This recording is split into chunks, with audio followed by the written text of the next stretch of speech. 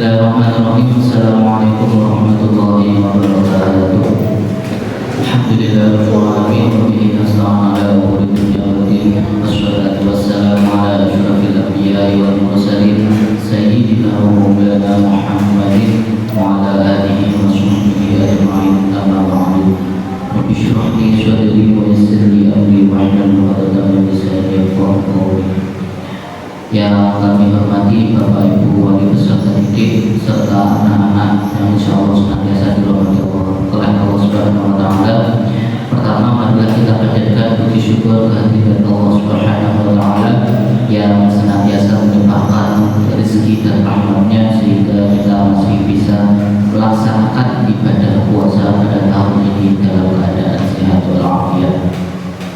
Shalawat serta salam mari kita senantiasa haturkan kepada junjungan kita Nabi Agung Muhammad Sallallahu Alaihi Wasallam, karena atas jasa beliaulah kita bisa melaksanakan kegiatan ibadah kita dengan baik dan dengan tuntunan yang jelas.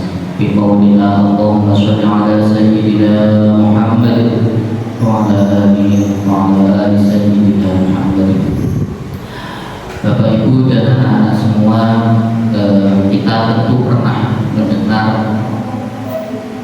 anak-anak itu bicara, jangan marah-marah nanti puasanya batal dan sebagainya. Pertanyaannya, apa memang batal atau masa karena kita marah-marah terus batal? Kita udah lapar seharian terus karena marah terus puasa kita batal. Nabi Muhammad Sallallahu Alaihi Wasallam bersabda, "Rubba shaimin laisa lahu min shiyamihi illa al-ju' wa rubba qaimin laisa lahu min qiyamihi illa as-sahar." Artinya, banyak orang yang berpuasa, banyak orang yang menahan lapar dari pagi, dari subuh sampai maghrib sampai petang, tapi yang didapat hanya rasa lapar. Begitu juga banyak orang yang bangun pada tengah malam, tapi yang didapat ya hanya bangunnya saja, tidak mendapat pahala apa-apa. Pertanyaannya, kenapa Nabi Muhammad SAW mengatakan bahwa banyak orang puasa itu hanya mendapatkan lapar dan haus saja, hanya menggugurkan kewajiban puasanya saja? Jawabannya adalah karena ibarat kita punya ember yang sedang diisi air, tapi ember itu kita lubangi sendiri. Dengan apa?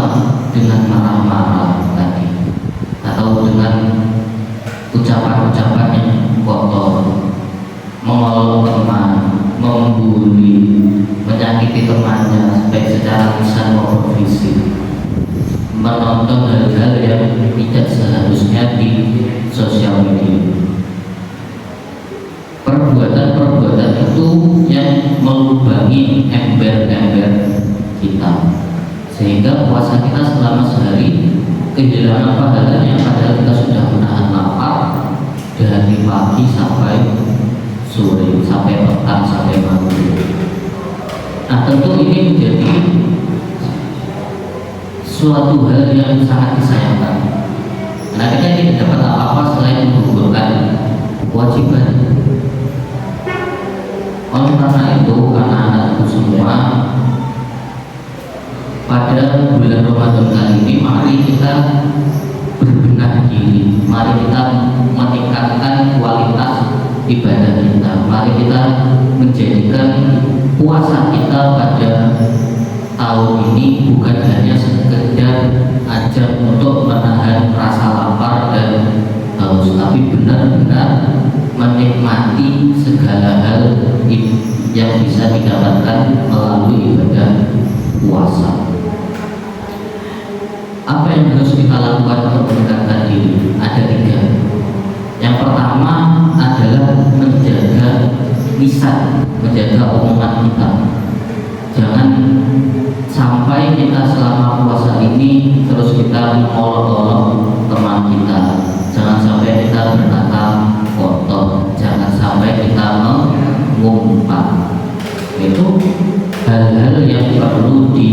dihindari supaya tidak berlubang ember air kita, supaya kita masih bisa menikmati pahalanya dari puasa.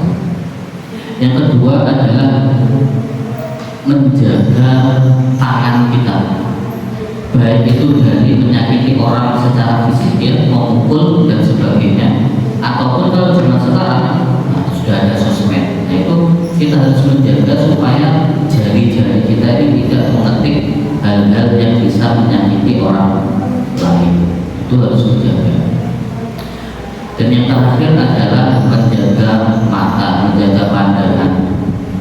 Terutama pada zaman sosial media, mudah sekali banyak hal yang tidak sesuai dan tidak seharusnya kita lihat. Aurat terbuka di mana-mana di sosial media dengan mudahnya. Nah itu kita harus berhati-hati supaya tidak melihat hal-hal yang tidak sepatutnya kita lihat seperti itu.